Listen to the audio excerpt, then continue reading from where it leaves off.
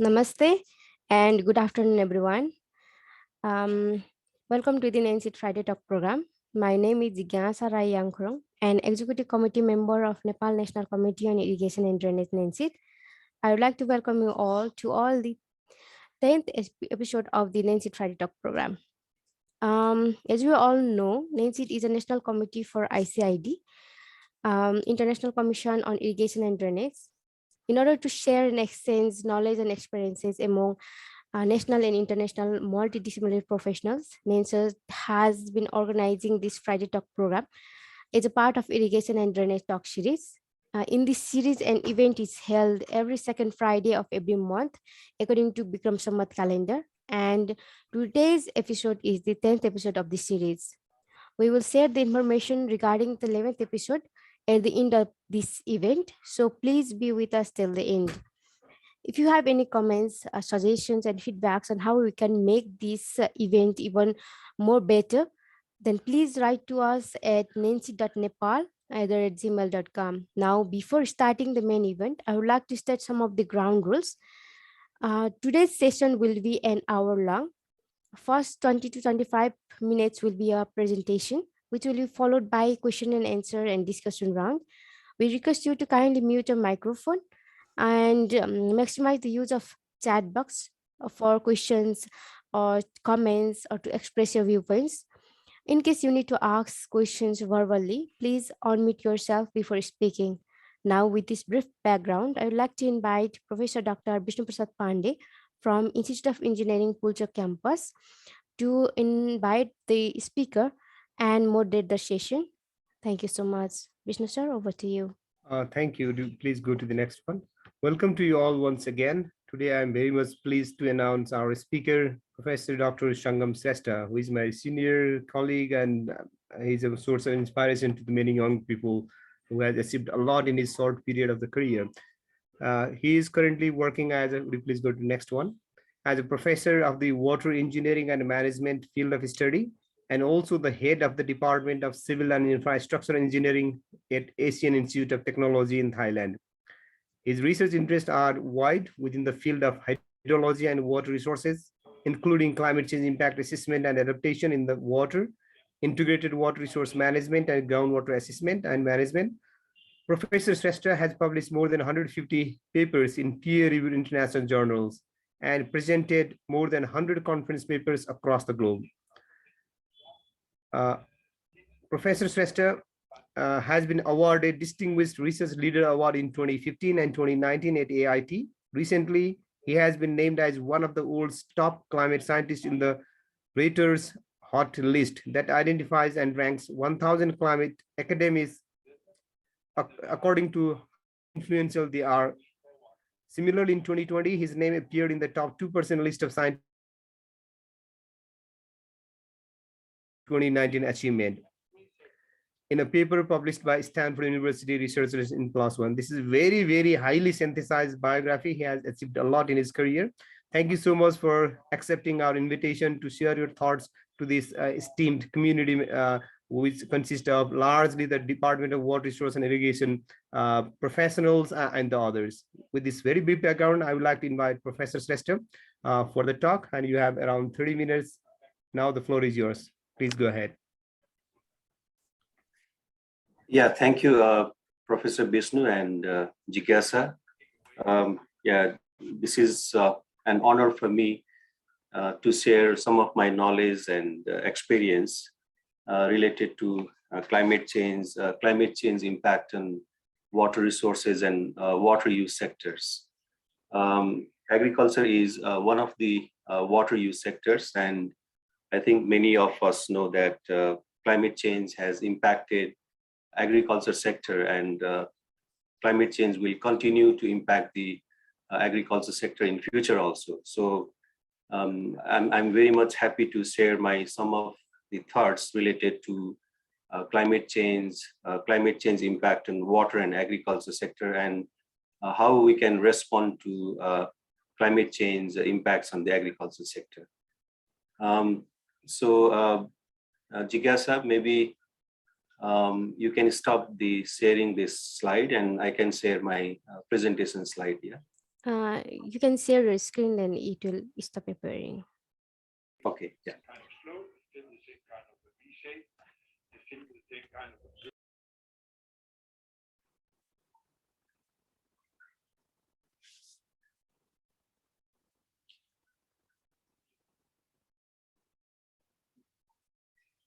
Okay, so as I mentioned you that my talk is related to how to respond the climate change impact on water and agriculture sector. This is the contents of my presentation. So I will briefly go through what is the climate change and what are the facts related to climate change. Then I will also briefly describe on what are the climate change impact on water and agriculture sector, bringing the global perspective as well as Nepal's perspective. And I'll try to have detailed presentation on how can we respond to climate change impact on water and agriculture sector. I think many of us know that Intergovernmental Panel on Climate Change recently released the assessment report 6. All the working group, they have published this reports in few weeks ago and also few months ago. And the IPCC report mentions that climate change is widespread, rapid, and intensifying. So you can see that the report mentioned that some of the significant changes, for example, carbon dioxide concentration highest in at least 2 million years. There is a fastest rate of the sea level rise in 3,000 years. There is a rapid melting of the sea ice and glaciers. Similarly, IPCC sixth assessment report also mentioned that there is an increase of the global land surface temperature as well as the ocean temperature. If you look at this figure on the left-hand side, the upper left box, this shows the global temperature changes from instrumental data for 1852 2020 temperature over the oceans, which is indicated by blue line, and the temperature over the land, which is indicated by red line. So you can see that the temperature has increased almost by 1.6 degrees Celsius over the land surface, whereas the temperature has increased by almost 0.88 degrees Celsius over the ocean. And this is compared with the baseline period of 1850 to 1900. The report also mentioned that climate change has increased the heavy precipitation events in South Asia.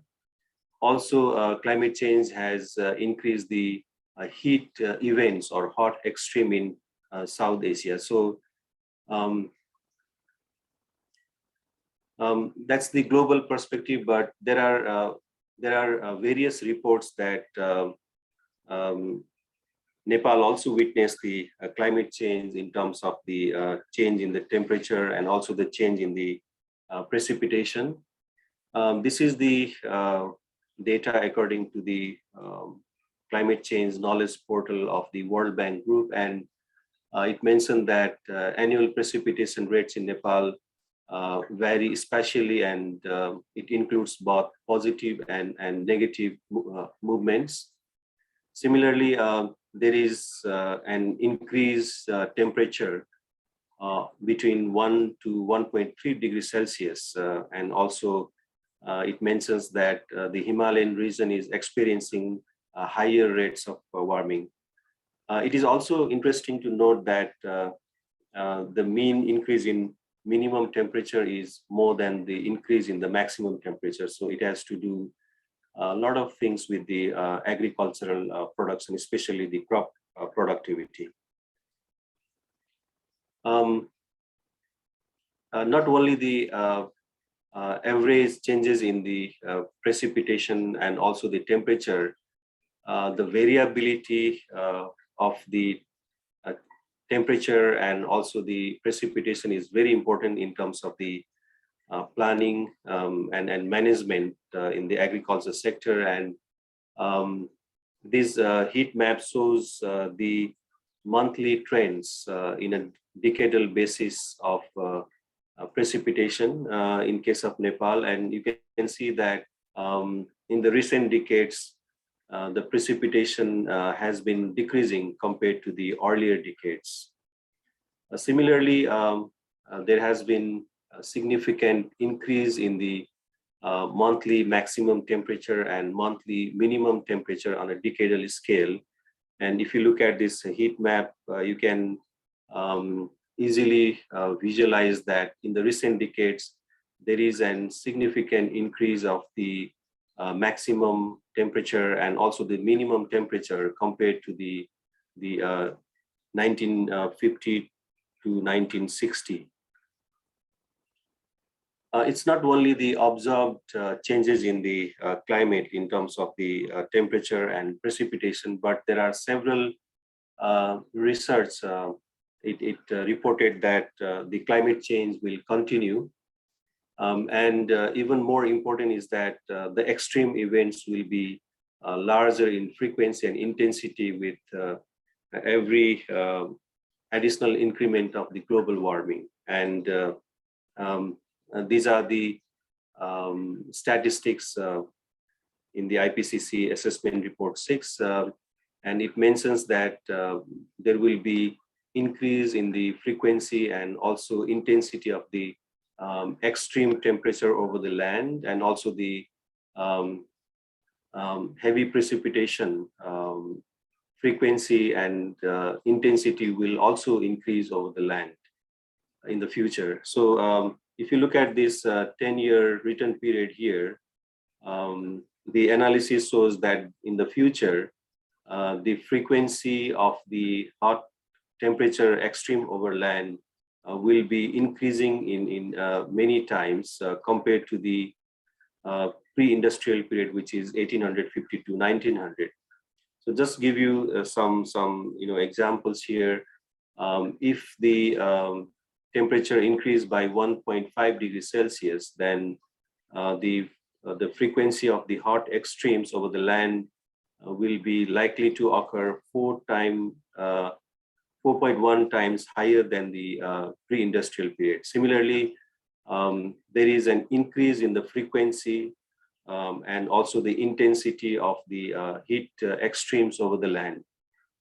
This trends also projected in case of the heavy precipitation, and similar to the hot extreme temperature over the land, the frequency and intensity of the heavy precipitation, which is one-day precipitation, is likely to increase several folds compared to the baseline period of 1850 to 1900 under the future global warming levels.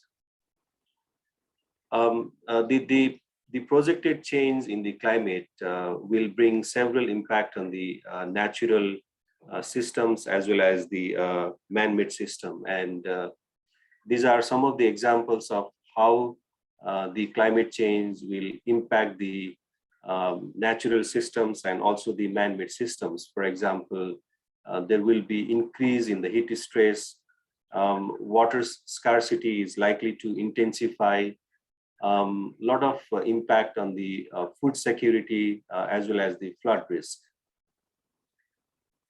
I will focus more on how does the climate change impact the agriculture sector, or especially the crop production. In fact, climate change will impact the water cycle or hydrological cycle, and the hydrological cycle or water cycle consists of several processes and storages such as precipitation, evaporation, evapotranspiration, and so on. And any changes in the hydrological cycle or water cycle impacts the agriculture sector. It's not only related to changes in the hydrological cycle or water cycle, but also there are several other impacts. For example, the new pest and disease intensification that is probably because of the increase in the temperature and also the variability in the rainfall. So there are several consequences of the climate change that will impact the agriculture sector. And the most important impact will come from the changes in the precipitation patterns. Probably there will be changes in the incidence of the floods and droughts. It might be intensified because of the changes in the precipitation pattern. There might be increase in the evapotranspiration because of the increase in the temperature, and ultimately it increases the crop water demand. And if the crop water demand is not met, it will impact the crop yield, and the agriculture sector will be impacted. So there are already several studies or report mentioned that climate change has impacted the crop yields. IPCC assessment report 6 and also several studies reported in the Food and Agriculture Organization mentioned that the climate change has negatively impacted the crop yields in many regions as well as globally. For example, wheat yield, maize yield, and so on. IPCC also further wants that there will be declining in crop yields of 10 to 25% or more by 2050. And it also warns that after 2050, the risk of more severe impact increases. But interestingly, some of the articles published in the Nature recently, it mentions that those impacts is seen even before 2040. Okay, and the report also mentions that the productivity of the several crops will be declining in future. And this is just one example that the maize productivity is shifted from +5% to -6% under this SSP1 2.6 scenario, which is the minimum increase of the greenhouse gas emission, whereas the productivity is shifted from +1% to -24% under SSP5 8.5 scenario, which is the extreme case of greenhouse gas emission. This is the similar kind of information on the climate change impact on the crop yield and the projected impact on the crop yield. So in this diagram, you can see that the historical trends, because of the climate change impact, it already showed that there is a negative impact of climate change on the wheat yield, soybean yield, rice yield, and maize yield. And the analysis shows that climate change will further decline the yield, and also the decline in the yield varies from tropical climate to the temperate climate. And there are several scenarios of climate change impact on the crop yield. For example, with adaptation and without adaptation. But in both of these scenarios, it is projected that climate change will impact negatively the future crop yield. In case of Nepal also, there are studies, and these statistics I have taken from climate risk profile of Nepal published by USAID, and it mentioned that climate change will continue in Nepal also. And it has been projected that the temperature would be increase in the range of 1.6 to 2.2 degrees Celsius by 2050. And also precipitation will increase in the range of 3.9 to 5.1% by 2050. But this is on an annual basis, but there are a lot of variability in terms of the changes in the precipitation in the future. But more importantly, the extreme events will also be changing in the future. And the extreme events such as extreme rainfall, extreme heat, that will impact the crop yield and agriculture sector as a whole. For example, the extreme rainfall is projected to increase by 35 to 52% by 2050. There is projection of increase in the consecutive dry days. The consecutive dry days, the dry day is defined by the day when rainfall is less than 1 millimeter. So there will be prolonged days with less than 1 millimeter or no rainfall in the future. And the climate change in Nepal will have several impacts on the natural systems as well as the man-made system, and impact on the several sectors such as agriculture, water resources, human health, infrastructure, and ecosystem services. And more importantly, I'm going to describe the impact on the water resources and agriculture sector. So there are studies related to climate change impact on the crop yield, published by Leeward in 2017.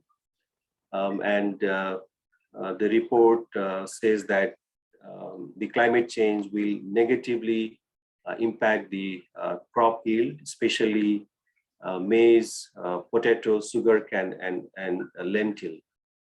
And the magnitude of impact varies according to the crop also, and according to how the climate will change in the future. For example, under this scenario called SSP2 4.5, the maize yield will be decreasing by 16.1%. Similarly, potato yield will be decreased by 8.9%, and so on. So it means that in future, the climate change will negatively impact the crop yield in case of Nepal.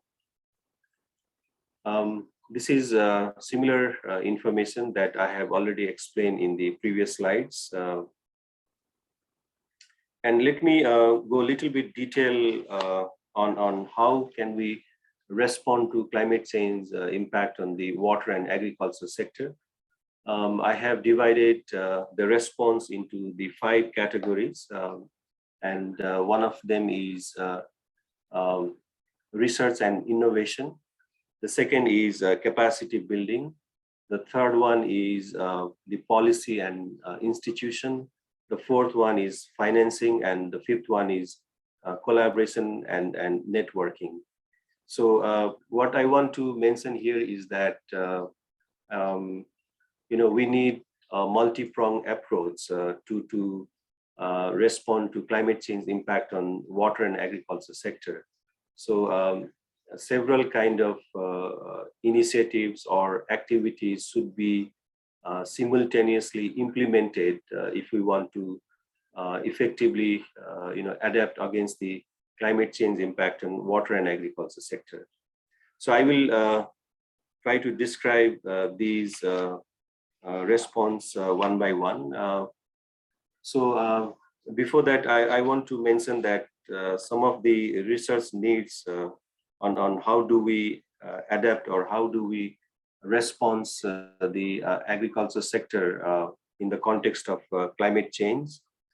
So one of the research need is try to examine what are the impacts of the climate change on crop water requirement, irrigation water requirement, and crop yield. Because until and unless we assess the impact of climate change on the crop yield or crop productivity, it's very difficult to come up with the adaptation options, because the intensity and magnitude of impact varies among the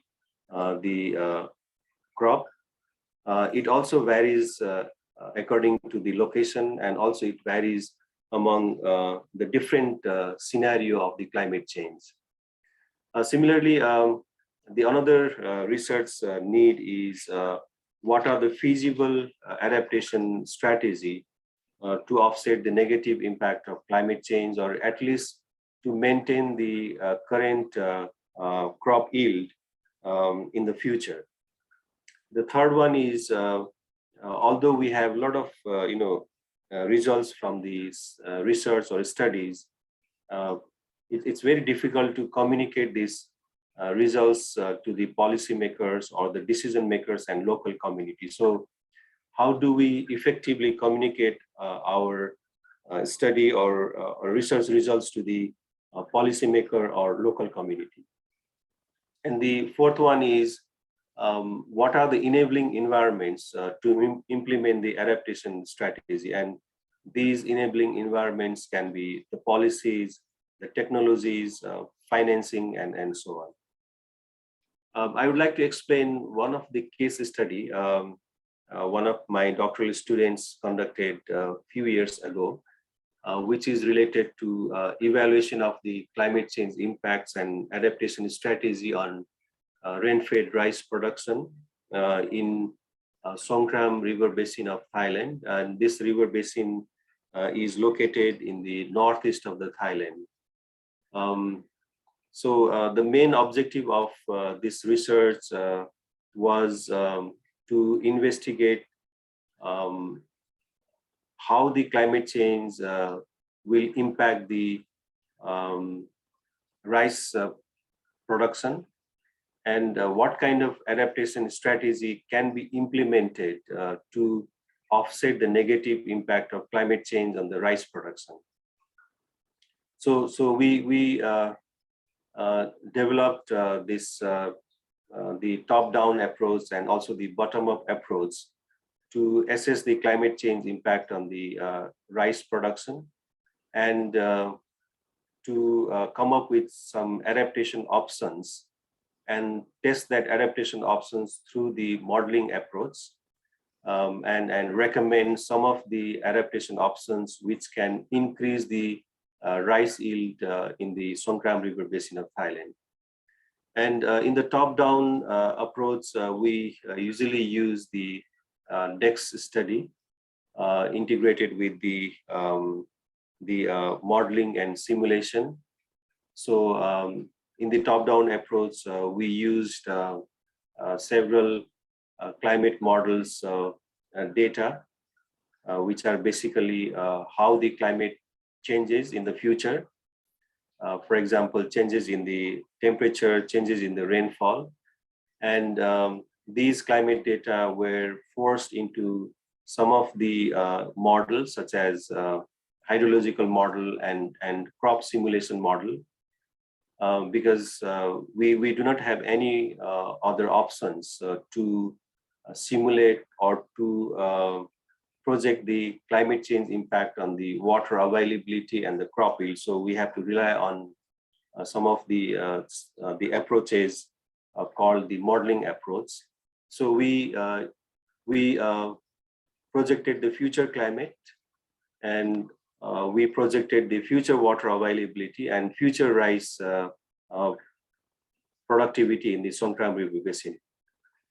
So to offset the negative impact of the climate change on the rice yield, we went to the field and tried to understand what are the preferred options or adaptation options by the farmers, because they are the one who ultimately implement those adaptation options on the ground, right? So we have to understand what are the preferred adaptation options by the farmers. So we try to understand those adaptation options and then bring it back to the models, and then we simulated how the adaptation options can offset the negative impact on the rice yield.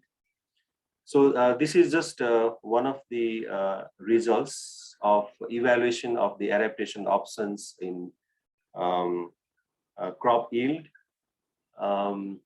So there are 4 adaptation options we tested. One is change the planting date. The second one is change the fertilizer application date, change the fertilizer application dose, and change the irrigation water supply. And the baseline yield is 1.94 ton per hectare. The rice yield is quite low in northeast of Thailand. By this top-down approach, we found that the rice yield will be changing because of the several adaptation options, and some of the changes are negative and some of the changes are positive. So what we observed is there are not significant impact of change in planting date, change in fertilizer application date, and change in the fertilizer application dose to the rice yield. Rather, it has decreased the rice yield in the future. But when we evaluated the irrigation water supply, the irrigation water supply increased the rice yield. So you can see here that under the different climate change scenarios, and in the future time period, the rice yield is more than 1.94 ton per hectare. So it means that since this is a rain-fed rice, there is a response of the supplying additional amount of water. So once we have identified that the additional amount of water will increase the rice yield, we also need to see how do we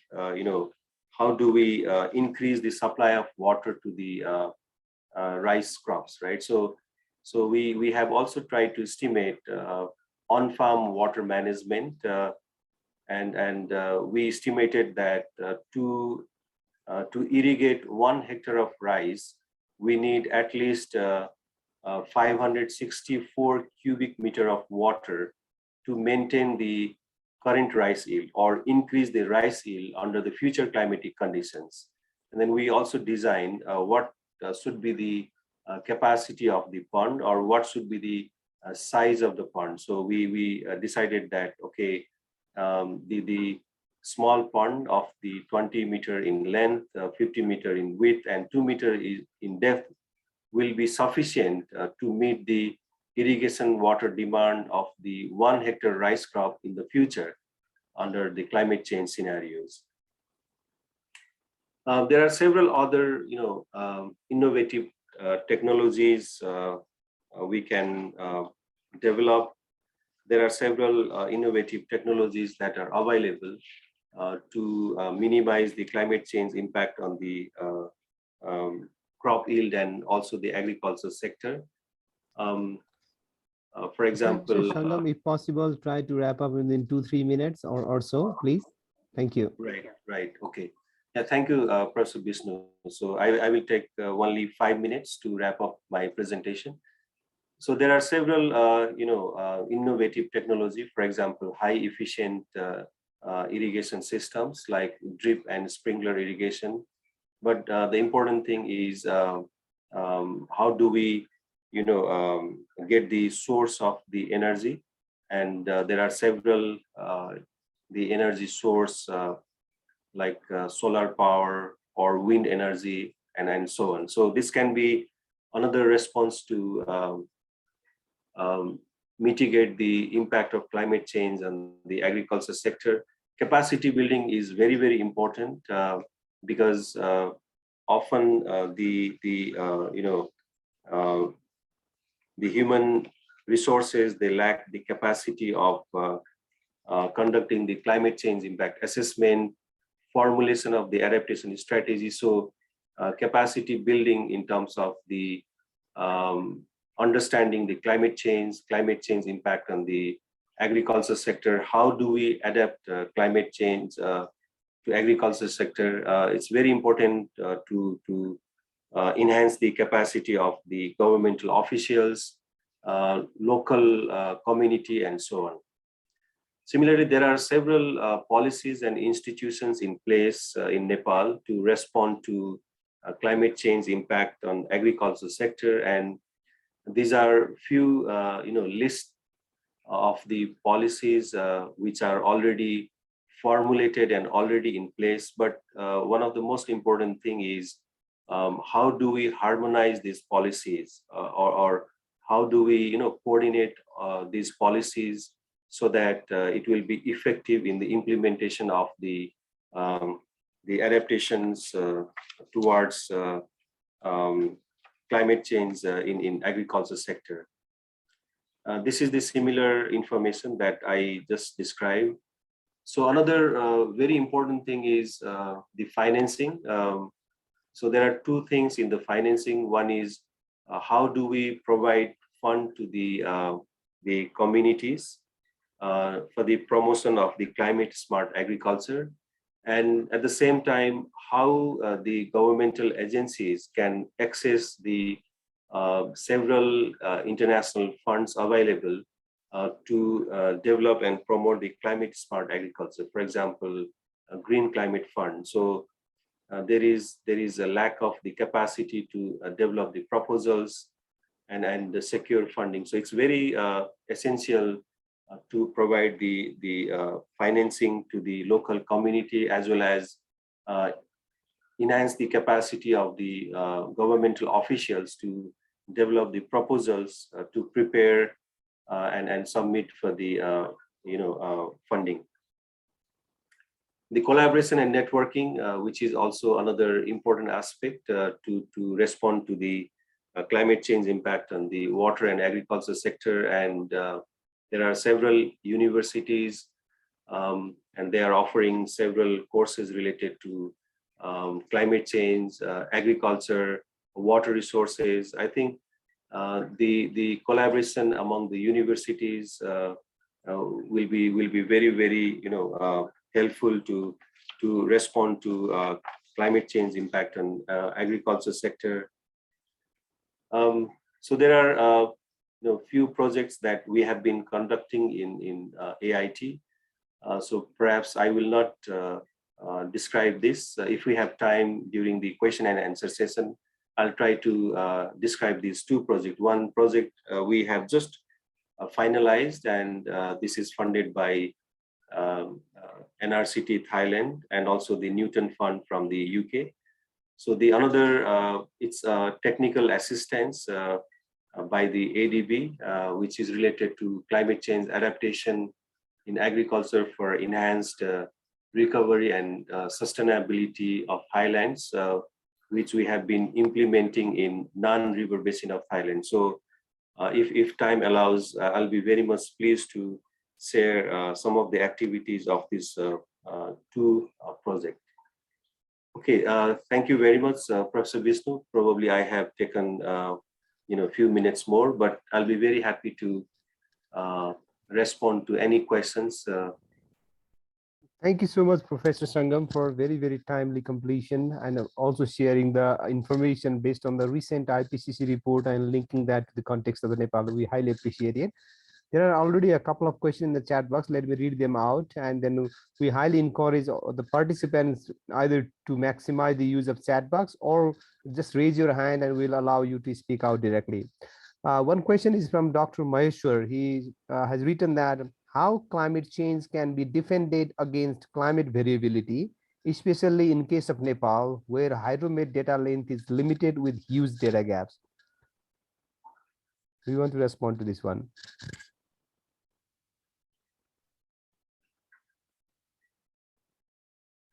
Yeah, Professor Vishnu. Yes, please. Can I respond to? Please go ahead. Dr. Maheshwar. Yeah, I think Dr. Maheshwar, you have raised very important issue. developing countries, they often lack this kind of data. And for the climate change projection, climate change impact assessment, we need at least 30 years of climate data, right? And yeah, in Nepal, we do not have this kind of luxury of getting data. But I think there are several products available in terms of the climate data. For example, there are several satellite products which are now publicly available. So we can use those kind of data in our climate change projection and also climate change impact assessment. But at the same time, we also need to see whether these data are reliable, right? So although there are plenty of data sets available, the evaluation of those data or those products are very, very important before we use those data in the climate change projection, climate change impact assessment. Thank you. There's one more question from Dr. Prachanda Pradhan. Farmers as individual and also as a group are directly affected by climate change in their daily life. What kind of adaptation strategies at individual farmers and at institutional level might be appropriate for betterment of the farmer or to make them resilient against the climate change? Yes, Professor Sangam, please go ahead. Yeah, thank you, Prasanda sir. I think this is very good question. So there are several adaptation options and adaptation strategy at individual level, I mean individual farmers level, and also at the institution level. So at the individual farmers level, I think we need to provide more trainings. We need to provide capacity building activities, because they might not know what is climate change, whether the impacts on the crop yield or agriculture is because of the climate change, right? So probably the awareness is very low, right? So we can provide the trainings to the farmers at an individual level, right? And these adaptation options can be, as I mentioned, that okay, changing the cropping calendar, probably to offset the maximum temperature or variability in rainfall. Similarly, the adaptation options like change in the crop cultivars, right? Change in the irrigation dose and so on. So that we can provide to the individual farmers. But at the institution level, I think this needs more, more support from the governments. For example, how do we finance the climate change adaptations, right?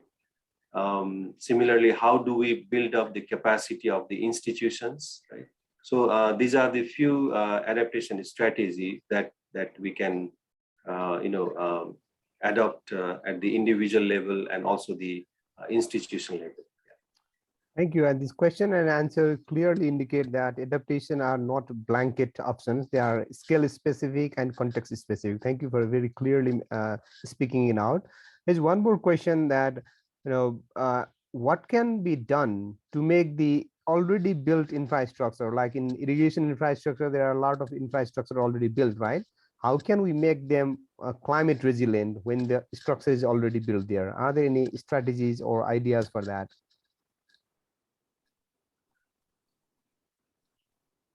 Yes, right. Professor Sangam, please.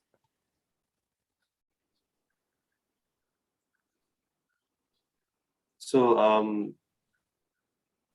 so the question is, there are already existing infrastructure, right? And how do we, how do we revise or how do we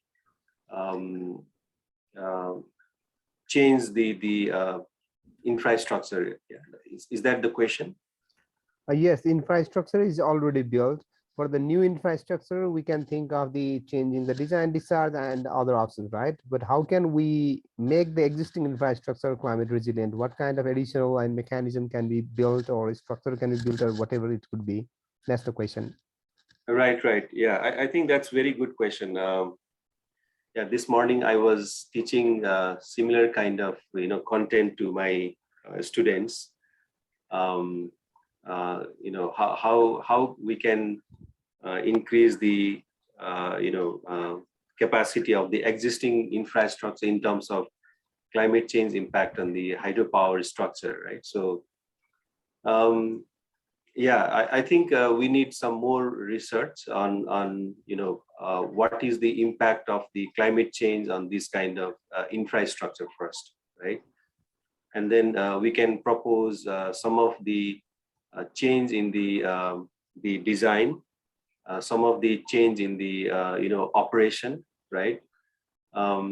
Probably if the design is the change in the design is possible, we can change the design. But many of the times, since the infrastructure is already in place, we cannot change the design also, right? So in that case, we have to come up with some kind of other approaches, right? For example, how do we regulate the reservoir which are built for the irrigation purpose, right? So there are the operation rule curve. Probably this operation rule curve can be modified and increase the resiliency of these kind of infrastructure. Yeah. Thank you so much. There's one more question related to the communication. Communication is one of an effective means, like you mentioned, as a response to our adaptation strategy. The question here is, at the level of the local farmers who are spread in the remote areas of the Nepal, what kind of communication mechanism or strategy may be workable? Do you have any suggestion here? Yeah, I think this is also a question from Prachanda sir, right? Yes. Yeah, that's a very good question. I think we are talking about farmers at the local level, right? And so one of the means of the communication is preparing some materials, probably in the local language, right? In Nepalese language, and then probably that will, enhance the capacity of the local people to understand the climate change adaptation options. Okay. Similarly, other communication strategy can be providing the information through the online sources. If they have access to the mobile phones, or if they have access to the internet facilities, probably that is another means of the communication, right? It can be also broadcasted through the several other media such as radio, television. So these are some of the communication strategy to inform the farmers at the local level. So yeah, these are also part of our project that we are implementing in Thailand. Okay.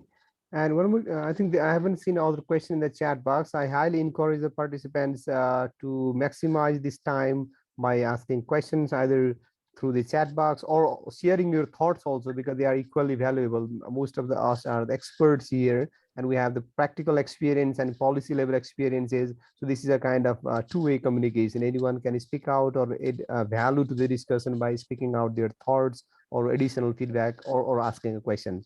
I highly encourage. While others are still thinking on the question, I have one question for you. Research for in most of the cases, research are academics and they are not linked to the development. And there are for various reasons. I mean, sometimes the development and or the implementing agencies and academia or the universities are not linked each other. Sometimes there is a lack of the resources, right? So in this context, how the international funds, for example, climate finance and others, can be assessed by the local agencies or the local universities in Nepal in collaboration with the international agencies, so that we can promote research in the context of development. Do you have any thoughts here, or do you like to advise anything else? Yeah, that's very good question, Professor Vishnu. Yeah, the question is basically related to how do we access the funds related to climate change adaptation, right? And also make it the relevant for development, because so that research will not remain as a research itself, but will contribute to development. Right. There are two things here. Two things, yes. Yeah. So one is how do we access those funds, right? The international funds, and the another is how do we make this kind of research applicable to the development, right? So that's right. Yeah. So it's always better to co-design this kind of project or programs. Co-design, what I mean here is, whenever you develop the project, it's always better to involve the stakeholders, right? So the involvement of stakeholders from the beginning of the project, probably it will cater the demand from the local people, right? So co-designing of the project is essential. Similarly, if we want to access this international fund, one of the ways is collaboration among several partners, not only within the domestic setup, but also collaborating with the international organizations, and build up the capacity of the governmental officials, because normally these funds are mobilized or channeled through the governmental agency, right? So the capacity building, providing training to the officials on how to prepare the proposals, how to submit the proposal, how to write the reports, right? So those are very, very essential. Thank you. Yes. And also, I haven't seen other questions. Let me utilize this opportunity to ask you one more question. Adaptation are clearly highlighted in the global reports like IPCC reports and others, but there are adaptation deniers as well, who believe that the adaptation is something, it happens automatically, so we don't need to put effort on adaptations.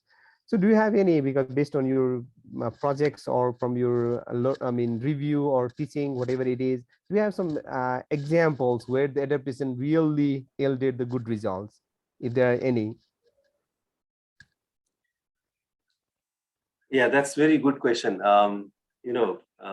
Exactly similar kind of question was asked by one of my students in this afternoon when I was teaching this climate change impact on hydropower production, and also adaptation to climate change on hydropower production. So he was asking, are there any effective adaptation options to reduce the climate change impact on hydropower production?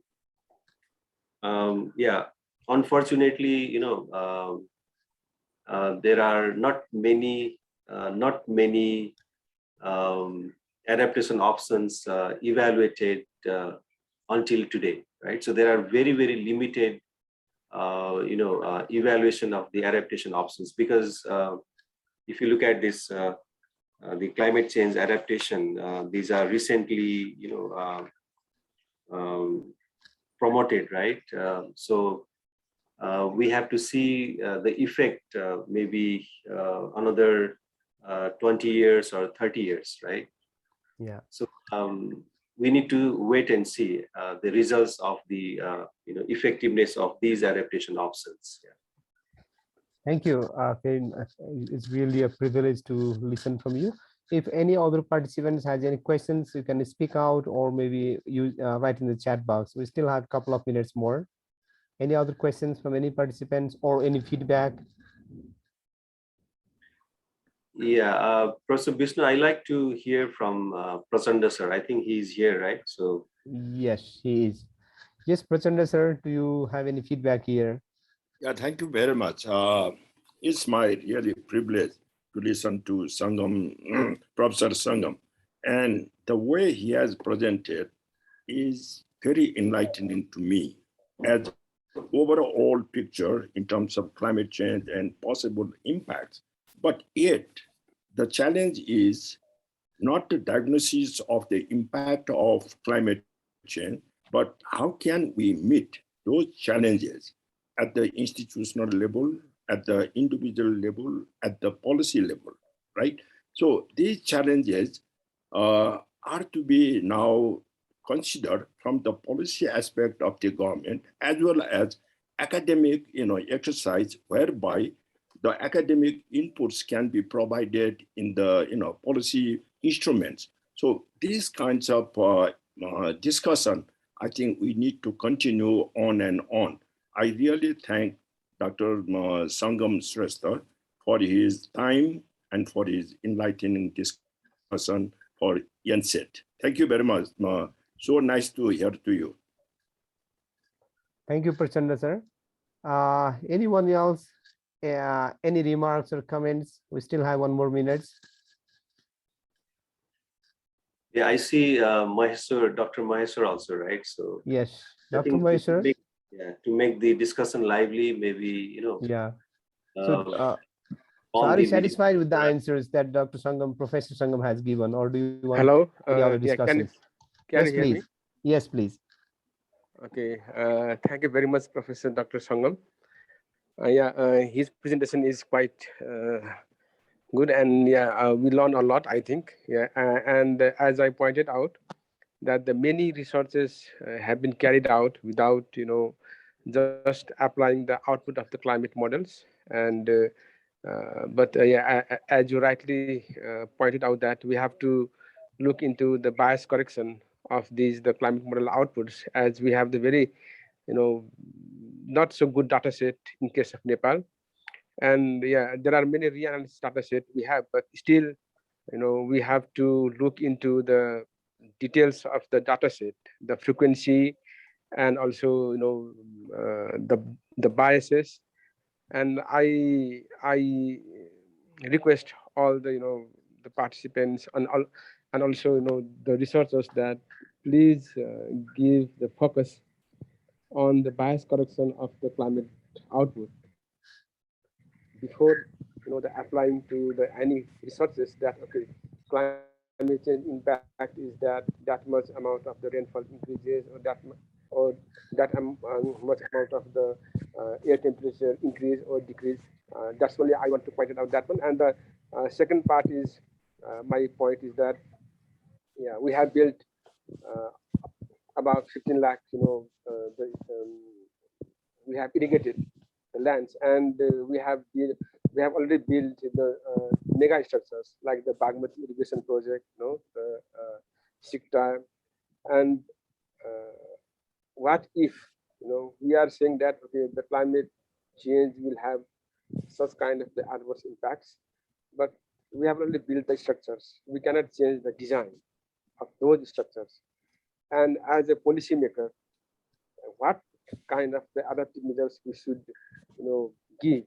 So as Professor Sangam has already pointed out, that we have to focus on the resources on those areas that what should be done in the future.